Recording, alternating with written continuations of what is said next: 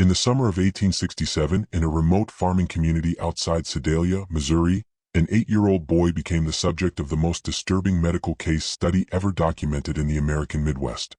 His name was Timothy Caldwell. To casual observers, Timothy was normal, even charming. But Dr. Samuel Harding, the region's only physician, filled 3 leather-bound journals with observations of a child whose behavior defied every principle of human nature. For 6 months, 3 people died in tragic accidents around Timothy Caldwell. 11 people who crossed paths with the boy whose smile never reached his pale blue eyes. The official records were sealed for over a century. But the truth about Timothy Caldwell reveals a darkness that challenges everything we think we know about evil in childhood. It's a story that begins not with a scream, but with a silence that spoke volumes.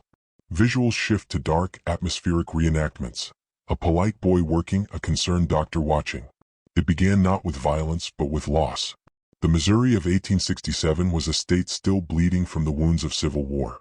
Towns like Sedalia had sent their young men to die on distant battlefields, leaving behind widows, orphans, and communities struggling to rebuild. The Caldwell farm, nestled in a valley south of town, had once been prosperous. But dreams died on the battlefield and in sickbeds. Timothy arrived in the spring of 1866, an orphan carrying a small cloth bag and eyes that seemed far too old for his young face. He was small for his age, with pale skin and blonde hair kept short. He spoke little of his past, offering only fragments when pressed. His father was a soldier. His mother had coughed blood. He was sent to live with his uncle Thomas, a man hardened by war and loss, and his aunt Sarah, grown sharp-tongued and bitter. Neither was suited for raising a child. Yet Timothy seemed to need no raising at all. He was, from the very start, preternaturally self-contained. He was always polite, always saying yes, sir, and yes, ma'am. He never complained about work or punishment. To his weary relatives, he must have seemed a blessing. A quiet, helpful boy who lifted a burden. But that very perfection was the first clue. There was no childish resistance, no testing of boundaries. He was a mirror, reflecting exactly what the broken world around him wanted to see. And in that flawless reflection, a true monster could hide undisturbed. Dr. Samuel Harding first encountered Timothy in June of 1866. The boy accompanied his uncle to town for supplies. Harding, a graduate of the Missouri Medical College, had a keen eye developed from treating soldiers from both sides of the war. He was used to reading pain and trauma in a man's face. Something about the Caldwell boy unsettled him immediately, though he couldn't identify what. The child was perfectly respectful. He answered questions directly, maintained appropriate eye contact. He displayed none of the fidgeting or shyness typical of rural children. Yet, Harding would later write, he found himself deeply uncomfortable in his presence. Timothy's gaze held an unusual intensity. It wasn't the curiosity of a child. It felt analytical, clinical. Harding had the uncanny sensation that the boy was studying him with the same detached interest the doctor reserved for his own patients. Here was an 8-year-old conducting a silent examination of the examiner. The power dynamic, so clear between adult and child, had subtly, terrifyingly shifted. The farming community around Sedalia was small. Everyone knew everyone else's business. The Caldwell farm was isolated, but not invisible. Neighbors began to notice things. Mrs. Eleanor Patterson, whose property bordered theirs, often saw Timothy working in the fields or tending livestock. She remarked to her husband that the boy worked with unnatural focus. He never seemed to tire, never stopped to play or rest. "It's like watching a little machine," she said one evening. "He works steady from sunrise to sunset. Ain't natural for a boy to have no play in him at all." It was as if the concept of joy was foreign to him, replaced by a silent, relentless purpose. Mrs. Patterson also noticed her chickens. They became agitated whenever Timothy was near the property line. They would cluster together, squawking and ruffling feathers, refusing to venture close to the fence. Her husband dismissed it as coincidence. But Eleanor couldn't shake the feeling. The animals sensed something about the boy that humans, blinded by his polite facade, completely missed. They recognized a predator in their midst. The first death occurred on a sweltering afternoon in August 1866. Little Mary Fletcher, age 5, was the daughter of the town blacksmith. She was known for her bright laugh and her tendency to wander. She had been playing near Willow Creek, a shallow stream that ran behind several properties, including the Caldwell farm. Timothy found her body. He arrived at the Fletcher home just as they prepared for supper, his clothes damp, his face pale. "Mrs. Fletcher," he said, his voice steady, "I found Mary by the creek. She's not breathing. The search party found Mary face down in water barely 18 inches deep. A tragic, horrible accident. Dr. Harding, summoned immediately, determined the child had drowned. What troubled him was not the death itself, but Timothy's account. The boy provided an unusually detailed description. The exact position of her body. The way her dress caught on a branch. The color of the water. His recall was remarkably precise for a child claiming to be frightened. When pressed, Timothy explained he'd been looking for a lost calf. His uncle confirmed a calf was missing. The story was plausible, airtight. At the funeral, Timothy sat quietly, head bowed. He accepted the family's gratitude for alerting them with appropriate solemnity. "I wish I could have found her sooner," he told Mary's father, his voice a perfect mimicry of regret. But Eleanor Patterson, watching from across the church, noticed what others missed. When Mary's mother collapsed in grief, when grown men wept at the small coffin, Timothy Caldwell's expression never changed. His head was bowed, but his pale blue eyes were dry, watchful, and utterly detached. He wasn't mourning. He was observing the results. The community saw a helpful boy touched by tragedy. One woman saw a scientist reviewing his first successful experiment. 3 weeks after Mary Fletcher's funeral, the second death came. It shattered the fragile peace and made coincidence a harder thing to believe. Old Henrik Larsson was a Norwegian immigrant, a former logger forced into retirement by arthritis. He was a fixture in the community, known for the wild beehives he tended on a rocky outcrop called Devil's Bluff. He knew every stone, every handhold on those bluffs. So when his body was found at the bottom, his neck broken from a 40-foot fall, it made no sense. And once again, Timothy Caldwell was central to the discovery. He had been walking home from town, he said, when he spotted Mr. Larsson's hat caught on a thorn bush. "I called out to him but got no answer," Timothy told the gathering crowd, his tone concerned. "So I climbed down to look." He offered a helpful theory to the stunned adults. Perhaps the bees had swarmed him, causing a panicked misstep. It was a logical suggestion from a clever boy. But logic, in the presence of Timothy Caldwell, often hid a darker design. Dr. Harding arrived to examine the scene. The fall itself was fatal and straightforward. But the details were all wrong. Several dead bees were scattered around Larsson's body, concentrated in a small area. If a disturbed hive had caused the fall, evidence should have trailed up the bluff. There was none. The bees had died here at the point of impact as if delivered to the spot. When Harding climbed to the hives at the top, he found them tranquil, undisturbed. The worker bees moved about their business, oblivious. There had been no swarm. Samuel Patterson, a neighbor, voiced what everyone felt. He knew those bluffs better than any man. Don't make sense he'd fall now. The accident felt staged, but by whom? And to what possible end? Timothy's explanation was filed away, another example of his helpful nature. But for Dr. Harding, the pieces refused to fit. The boy's presence was now a common thread linking two bizarre tragedies. A thread that was about to be pulled taut by a third, even more sinister event. In September, 6-year-old Jacob Mills vanished while playing in the woods near his family's cabin. Panic spread through the community. For 3 days, search parties combed the dense forests and fields. Timothy Caldwell volunteered immediately, joining the adult searchers with a solemn sense of duty. He showed astonishing endurance for a child, never tiring. More than that, he displayed an intimate, almost supernatural knowledge of the local terrain. He guided grown men through thickets and ravines that even lifelong residents struggled to navigate. When asked about it, he gave a simple answer. He often explored, looking for useful herbs for his aunt. His helpfulness was becoming a legend. On the 4th day, just after dawn, Timothy arrived at the Mills cabin. His clothes were muddy, his face drawn with exhaustion. "I think I found something," he told Jacob's desperate father. "There's an old well about a half-mile north. I heard what sounded like crying." He led the frantic group directly to a spot nearly invisible beneath fallen logs and overgrown brush. Jacob Mills was at the bottom of the abandoned well, alive but barely conscious. The rescue was frantic, but it was too late. The boy died in his mother's arms just hours later, his small body broken by dehydration and exposure. The community wept for the loss, but hailed Timothy as a hero. He had tried. He had found Jacob when no one else could. But heroes feel relief or grief or triumph. Timothy displayed something else entirely. During Jacob's final hours, as the family kept an agonizing vigil, Timothy sat quietly in a corner of the cabin.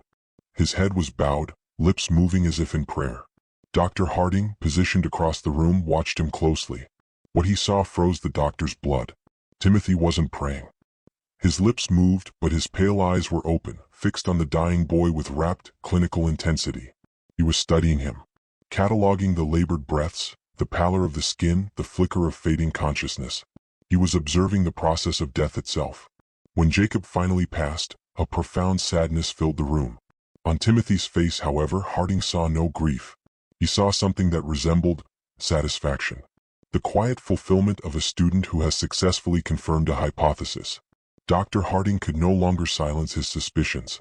The day after the funeral, he returned alone to the abandoned well. In the cold light of investigation, stripped of the rescue's urgency, the scene revealed its terrible truth. The debris covering the well, the logs, the brush, wasn't random. It was arranged, placed with deliberate care to create a perfect, natural-looking camouflage. This was not a place a child would accidentally fall into. This was a hidden chamber. Someone had placed Jacob Mills here. Someone had known exactly where to look because they had been the architect of his prison. And the most horrifying thought of all, someone had likely returned day after day to observe the progression of his suffering. The hero was not a hero at all. Armed with this dreadful certainty, Dr. Harding began a quiet, unofficial investigation. He used his medical visits as a cover to speak with neighbors, to ask careful questions. A horrifying pattern emerged, one that stretched beyond human victims to the farms surrounding the Caldwell property. Livestock was dying at an unusual rate. Not from disease but from freak accidents that defied explanation. James Wickham lost 3 calves to bizarre strangulations. Robert Dunham's prize bull broke its leg in a ditch it had navigated safely for years. And Eleanor Patterson had lost 17 chickens, their necks broken with precise, clean force. "It's too neat," she told Harding, her voice low with fear. "It's not the work of a fox." In every case, the injuries suggested not animal predation, but anatomical knowledge. An understanding of where to apply pressure where a bone would snap. And in every case, neighbors had one other thing to report. They had seen Timothy Caldwell nearby, often just before the discovery. He was always polite, always waving. A boy taking a long walk. But his path seemed to trace a map of misfortune. Dr. Harding's journals began to fill not just with medical notes, but with a mounting dossier. He was piecing together the profile of a predator, one who practiced on animals before graduating to people. The doctor also turned his analytical eye directly on Timothy during his visits to the farm. The boy's curiosity about medicine was advanced, but its focus was chilling. "How do you know if someone's really dead?" Timothy asked once, his tone casual. "Sometimes people just look like they're sleeping." He asked about wound patterns, blood loss, survival rates. During a story about amputating soldiers' limbs, Timothy listened, rapt. Then he asked, "Did they scream a lot when you cut off their arms, or were they too hurt to make noise?" The question, delivered in that polite, childlike voice, revealed a mind devoid of empathy, fascinated only by the mechanics of suffering. He was conducting research. By November 1866, Dr. Harding was convinced. Timothy Caldwell was responsible for the deaths of 3 people and countless animals. But suspicion was not proof. He needed concrete, undeniable evidence. An opportunity finally came when Timothy's uncle, Thomas, injured his back. The injury required daily visits, giving Harding prolonged access to the household and, more importantly, to Timothy's world. He began to engage the boy in longer, more probing conversations. He carefully fed him false medical information, testing his knowledge. Timothy never corrected him, but filed every piece away with frightening retention. He was building a library of facts, a toolkit for future experiments. And during one of these talks, Timothy mentioned a place he liked to go to be alone. A secret place to think. A cave on the far edge of the property. Dr. Harding knew with a cold certainty that this was no childish hideaway. This was the laboratory. The source of the proof he desperately needed. The next day, under the pretext of checking the property's boundaries for medicinal plants, he went looking for it. What he would find inside would go beyond his worst nightmares, transforming the case from a local tragedy into a window into a form of evil medicine had no name for. The cave was exactly where Timothy had described it, hidden behind a thick curtain of wild blackberry brambles on the far western edge of the Caldwell property. The entrance was a dark maw in the limestone, small enough that Dr. Harding had to crouch to enter. The air inside was cool, damp, and carried a faint, metallic scent he recognized from field hospitals. He lifted his lantern, and the light fell upon a sight that would haunt him for the rest of his life. This was no child's fort. It was a laboratory of pain. The floor was a carefully swept area of hard-packed dirt, unnaturally tidy. Along one wall was a makeshift shelf of flat stones, and on them lay an array of objects that told a horrifying story. There were bones, small and large, cleaned and sorted with a naturalist's precision. A rabbit skull here, the delicate spine of a bird there. But these were not mere collections. They were specimens. Next to them lay crude but effective tools. A sharpened spoon, a filed-down piece of harness buckle, needles made from thorn and wire. This was a surgical kit, fashioned from the debris of farm life. And then there were the drawings. Dozens of them, on scraps of paper, on pieces of smooth bark, even on the cave wall itself. They were rendered with a skill far beyond Timothy's 8 years, a talent turned to a single, grotesque purpose. They depicted animals in various states of dissection and distress. A squirrel with its limbs splayed, internal organs meticulously labeled. A cat with notations about muscle contraction. The notes were what truly stopped Harding's breath. Written in Timothy's careful, looping script, they were clinical observation devoid of any emotion. Subject remained conscious for approximately 10 minutes after removal of eyes, read one beside a detailed sketch of a rabbit. Vocalizations decreased gradually. Movement ceased after application of pressure to throat. This was a logbook of suffering, a journal of discovery written in blood. Dr. Harding understood now. The strange livestock deaths, the animals killed with precise injuries, they were not the random acts of a disturbed child. They were field tests. The cave was the theory, the neighboring farms were the practical application.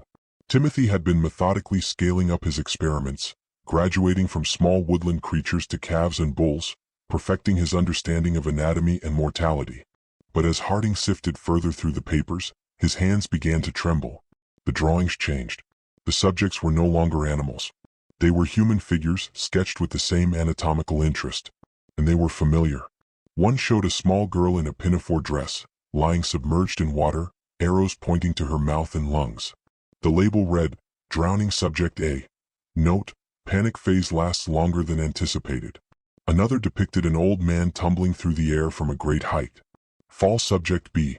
Calculated impact point correct. Neck fracture instantaneous. A third was a cross-section of a well with a small figure at the bottom. Detailed annotations charted estimated hydration loss and core temperature decline over a 4-day period. These were not fantasies. They were blueprints. Post-experiment reports. Timothy Caldwell had not simply been present at these tragedies. He had designed them. He had observed them with a scientist's eye, and he had come here to this quiet cave to record the data. The polite, helpful boy was a master planner, a clinical executioner who viewed human life as the most fascinating subject of all. Dr. Harding was holding not just evidence of murder, but the chillingly advanced coursework of a prodigy in evil. The implications were paralyzing. How could he present this to a sheriff, to a court? The concept of a child psychopath did not exist in 1867. They would see a traumatized orphan's disturbing drawings, nothing more. The evidence was too monstrous to be believed. Yet he could not let this continue. Timothy had hinted at future plans, at new experiments. The cave proved he would follow through. Faced with this impossible crossroads, Dr. Harding made a desperate decision. He would not go to the authorities yet. He would go to the source. He would confront Timothy directly, using the evidence to force a confession, or at least to gauge the true depth of the threat. It was a dangerous gamble, speaking to a predator who had already killed 3 times. But the doctor had one advantage. Timothy believed himself to be invisible, his true nature undetectable. The next day, during his visit to treat Thomas Caldwell's back, Dr. Harding asked Timothy to walk with him to check on the livestock in the far pasture. Once they were alone, surrounded by empty fields, Harding revealed what he had found. He described the cave, the tools, the bones. He spoke of the drawings of Mary, Henrik, and Jacob, not by name but as subjects. He watched Timothy's face, waiting for the mask to slip, for fear, for anger, for denial. What he saw instead was a profound and unsettling calm. The boy listened intently, nodding occasionally as if a teacher was reviewing a lesson he already knew by heart. There was no panic, only a mild curiosity about how the discovery had been made. When Dr. Harding finished, Timothy looked up at him, those pale blue eyes clear and direct. "You're not going to tell anyone," the boy stated. It wasn't a question or a plea. It was a simple declaration of fact, delivered with absolute confidence. The authority in that child's voice was colder than the cave air. "Why wouldn't I?" Dr. Harding asked, the doctor in him genuinely curious about the boy's reasoning. Timothy offered a small smile, the first genuine expression of anything resembling emotion Harding had ever seen on his face. It was a smile of understanding, of shared secret. "Because no one would believe you," he said. "And because you're curious about what I'll do next." In that moment, Dr. Harding felt the ground shift. Timothy had seen right through him. The first point was terrifyingly true. The second was a devastating insight. Beneath his horror, the scientist in Harding was fascinated. He was in the presence of a human phenomenon, a dark star of nature that defied all understanding. Timothy had identified that fascination and was now using it as a shield. "How long?" Harding asked, his voice barely a whisper. "Since I was 5, Timothy replied matter-of-factly. "Maybe earlier. I started with insects, then mice. People are more interesting. They understand what's happening to them. That makes the data better." He spoke of murder as another child might speak of catching frogs. A hobby, a pastime, a source of learning. Then Timothy looked toward the farmhouse in the distance, where his aunt and uncle lay unaware. "I need to find out what happens when you hurt someone who trusts you completely," he said, his tone thoughtful, academic. "Someone who wouldn't suspect anything until it was too late." The implication was an ice pick to the heart. His next experiment was already chosen. His guardians were the new subjects. But then Timothy's gaze swung back to Dr. Harding, and his smile returned, wider now. "That's where you come in, Doctor. See, all my previous subjects didn't know what was happening. But you're different. You understand. That makes you the perfect subject for a new study." He was no longer just planning the murders of Thomas and Sarah. He was incorporating the doctor into the experiment, a variable who knew he was in the maze. Timothy outlined his grim thesis. Would Harding sacrifice himself to save the others? Would he fight, despite knowing Timothy had planned for it? Would he run to save himself? The boy was proposing to study courage, self-preservation, and sacrifice as clinical reactions to controlled terror. Dr. Harding was no longer a hunter. He was prey being invited to observe its own predation. The boy's confidence was absolute. He believed himself in control, his intellect a perfect defense. He saw Harding's curiosity as a leash. But in that overconfidence, Dr. Harding saw a fleeting opportunity. Timothy had revealed his timeline. The experiment was imminent. The doctor still had one card to play, but he had to act before Timothy decided the study had begun. Leaving the farm that afternoon, Dr. Harding carried the weight of the cave with him, and the chilling echo of Timothy's plans. He had hoped confrontation would lead to containment, but it had only escalated the game. He now had a confession of sorts, but it was spoken in a field with no witnesses. He had evidence, but it was hidden in a cave. And he had a warning of murders about to happen. He drove straight to Sedalia, to the office of Sheriff William Crawford. He would have to make him believe the unbelievable. He would lay out the drawings, the pattern, the boy's own words. He would have to convince a practical man of war that the greatest threat to Sedalia County was not a bandit or a rogue, but a polite 8-year-old boy who saw them all as specimens under glass. The race was no longer about gathering proof, but about staging an intervention before Timothy's next, most personal experiment reached its lethal conclusion. The plan was set. As Dr. Harding's buggy rattled up the lane to the Caldwell farm at dawn, Sheriff Crawford and 3 of his most trusted deputies were already in position. They were hidden in the tree line in the barn loft, watching the silent house. Their instructions were clear: wait for the doctor's signal or any sound of violence. But as Harding climbed down, the unnatural quiet of the place washed over him. No chickens clucked. No pigs grunted. The farm was holding its breath. And then Timothy appeared in the doorway, not as a surprised child, but as a host expecting a guest. He stood perfectly still, his pale eyes tracking every movement. His sleeves were rolled up, his hands raw and pink from recent, vigorous scrubbing. "Good morning, Dr. Harding," Timothy said. The polite words were there, but beneath them ran a current of keen anticipation. "I've been waiting for you." The statement was a punch to the gut. He had been expecting this. He had factored their intervention into his design. The game was already in play and they were all on his board. Inside, the house was tomb quiet. In the bedroom, Thomas and Sarah Caldwell lay on their bed, seemingly in deep sleep. But as Harding approached, his medical eye saw the truth. Their breathing was shallow, their skin had a worrisome pallor. This was not natural rest. "What did you give them?"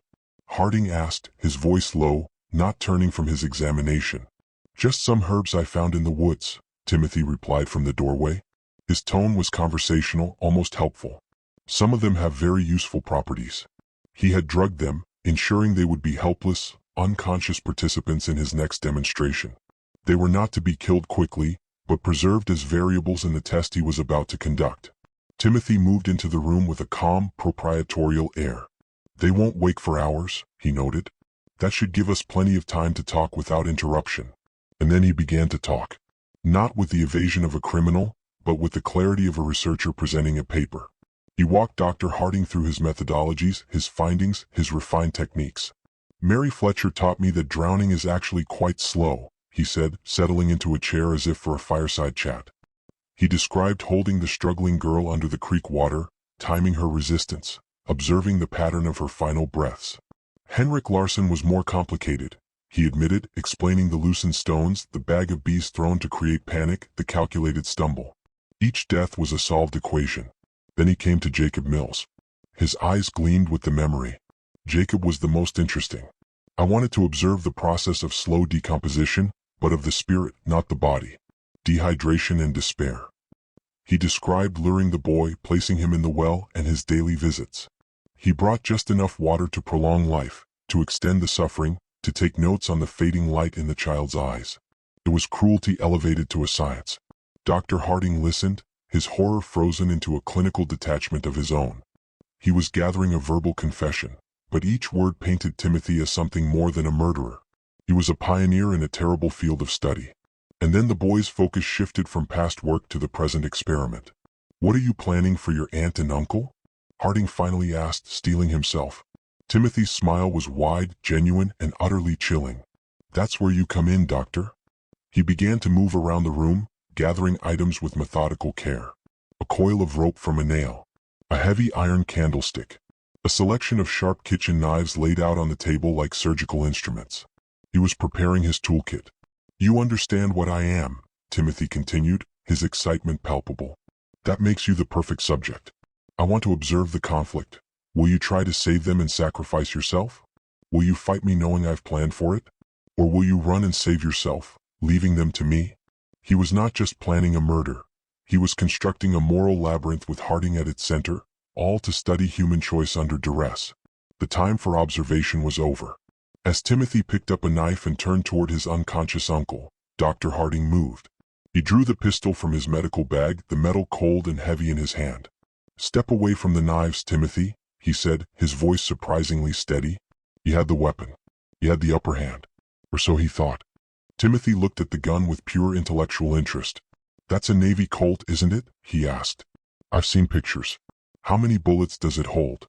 The question was a trap, and Harding walked into it. "6, he replied automatically. Timothy's smile didn't waver. "And how many people are you trying to protect?" "Uncle, aunt, yourself, and the 3 lawmen outside." "That's 6.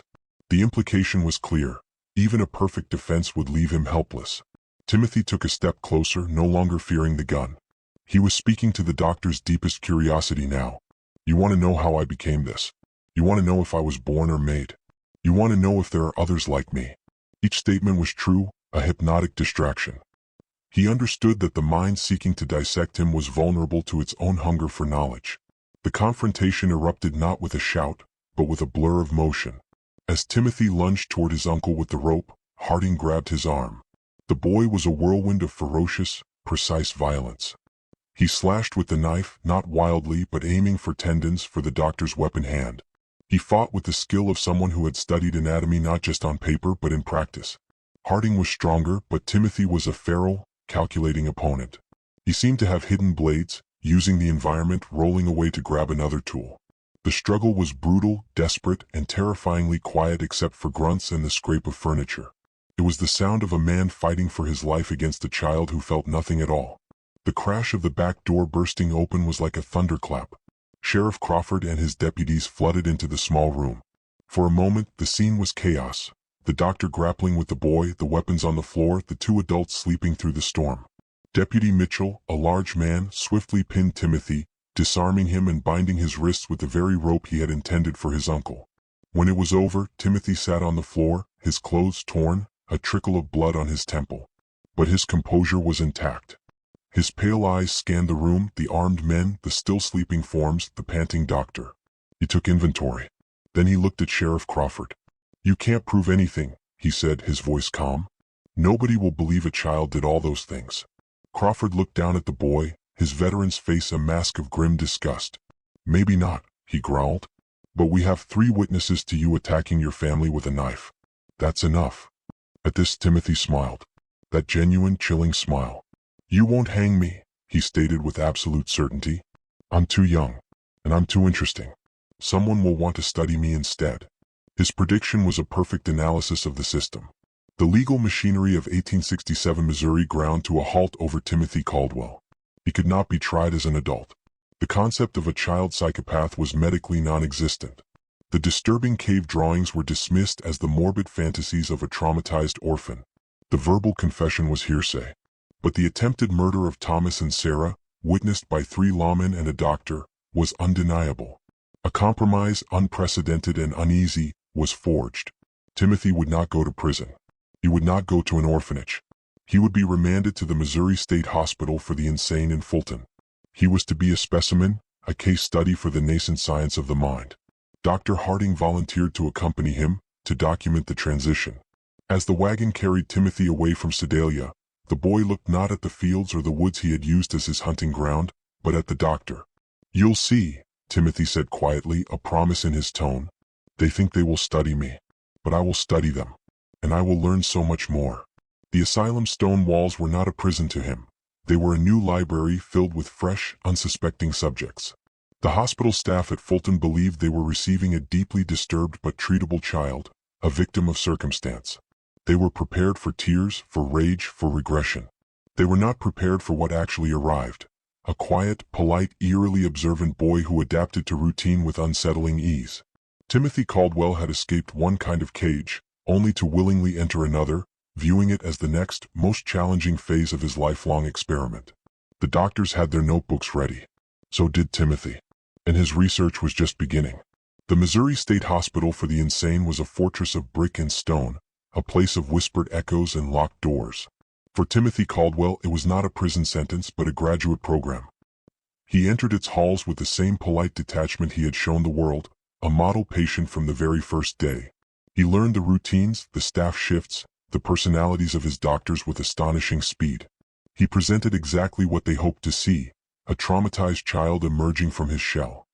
He learned to cry on cue, to express remorse that sounded heartbreakingly genuine, to discuss his bad thoughts with a convincing tremor of fear. Dr. Harding, who stayed for 3 months to observe, watched this performance with growing dread. In his reports, he wrote, "The subject displays remarkable cognitive abilities coupled with a complete absence of genuine emotional response. He has learned to simulate normal human reactions with sufficient skill to deceive casual observers." Timothy was compiling a dictionary of human feeling, without ever feeling a thing. But his performance had a purpose.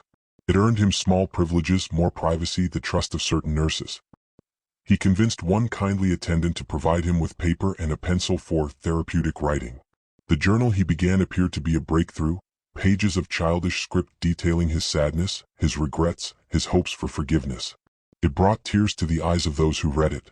Dr. Martha Fitzgerald, a specialist brought from the East, was less easily moved. Her training included the study of coded languages. As she paged through Timothy's earnest writings, a pattern emerged in the spacing of words, in the seemingly random underlining of letters. She spent a feverish night decoding his cipher, and what she discovered was a masterpiece of deception. The decoded journal was not a diary of remorse. It was a research log. Day 47. Dr. F believes my tears during today's session were authentic. Her response pattern indicates increased sympathy. Estimate 3 more weeks to establish sufficient trust for physical contact during sessions. He was profiling them, noting their vulnerabilities, their schedules, their blind spots. The hospital was his new laboratory, and the staff were his unwitting test subjects. This discovery triggered a lockdown. Privileges were revoked, supervision intensified. But the damage was done. Timothy had spent 18 months conducting the most detailed study of his life, the study of institutional weakness. He knew which guard was lax after his lunch, which door's lock was worn, which window in the laundry room was obscured by steam and never properly checked. Then, in the humid summer of 1868, Timothy Caldwell vanished. The official report stated he escaped during a transfer between buildings, a moment of guard inattention. But the details were vague, contradictory. No one saw him run. He simply ceased to be present. Dr. Harding, reviewing the report, knew the truth. This was no frantic bolt for freedom. It was a meticulously planned extraction, executed with the patience of a spider leaving its web. In the aftermath, small, unsettling details surfaced. A guard admitted giving Timothy an extra 5 minutes of courtyard time the week before, finding the boy's conversation about his poor dead mother so affecting. A nurse realized her key ring had felt lighter one morning. Timothy hadn't escaped in a moment. He had dismantled his captivity piece by piece, using the very empathy he lacked as a tool to pick every lock. Dr. Harding, now back in Sedalia, began a lifelong second career as a silent archivist of the strange and terrible. He subscribed to newspapers from across the Midwest, his desk becoming a map of mysterious misfortune. He collected clippings like a naturalist collecting sinister butterflies. A story from Kansas, 1870. A traveling salesman found dead in a ditch, his death ruled accidental, though his ledger showed a curious transaction with a soft-spoken youth for a set of anatomy textbooks. A report from Iowa, 1874. A series of barn fires that killed prize livestock, always preceded by the helpful presence of a polite young farmhand who then vanished. The patterns were echoes, whispers of a familiar methodology. The Caldwell farm itself fell into ruin. Thomas and Sarah, recovered but broken, sold the land for pennies and disappeared under new names. They never had children, living out their days looking over their shoulders. The cave was dynamited shut by Sheriff Crawford, but locals claimed no animal would graze near the rubble, as if the very ground remembered. For 23 years, Dr. Harding filled private journals with his findings and his fears. He corresponded with alienists in Europe, trying to build a framework to understand what he had witnessed. He was chasing a ghost, a theory made flesh that had slipped back into the mist.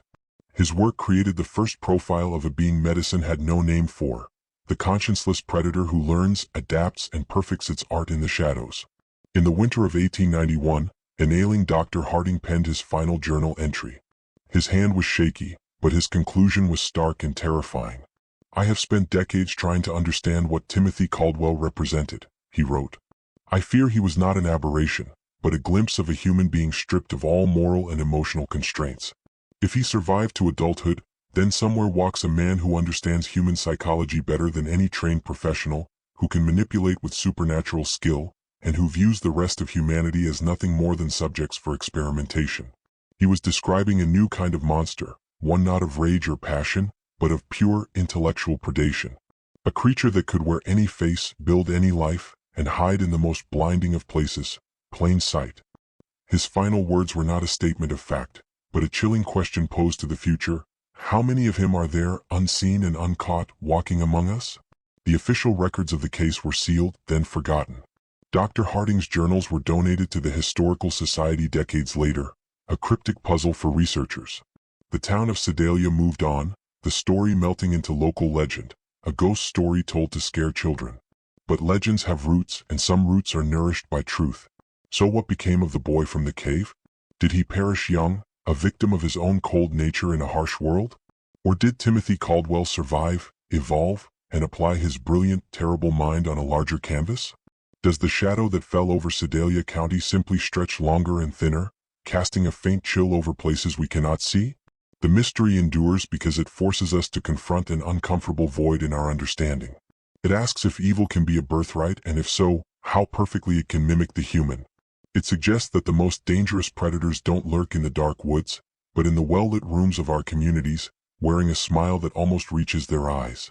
We are left with Harding's question, and with the unsettling silence where an answer should be. The files are closed. The witnesses are dust. But the case remains open, not in any ledger, but in the realm of what might be. The story of Timothy Caldwell is over. But the story of what he became, that may still be unfolding somewhere, in the pages of a newspaper you haven't read, in the strange incident in your own town that no one can quite explain. So we ask you, what do you believe? Did the darkness die with a child, or did it simply learn to wear a better mask? The evidence is all around us, in the gaps of history, in the unexplained, in the quiet, too-perfect neighbor who keeps to himself. The greatest mystery Timothy Caldwell left behind isn't where he went. It's whether we would even recognize him if he passed us on the street today. Share your theories in the comments, and if you dare to keep looking into history's darkest corners, subscribe and join us as we search for the truth, no matter how deep it hides.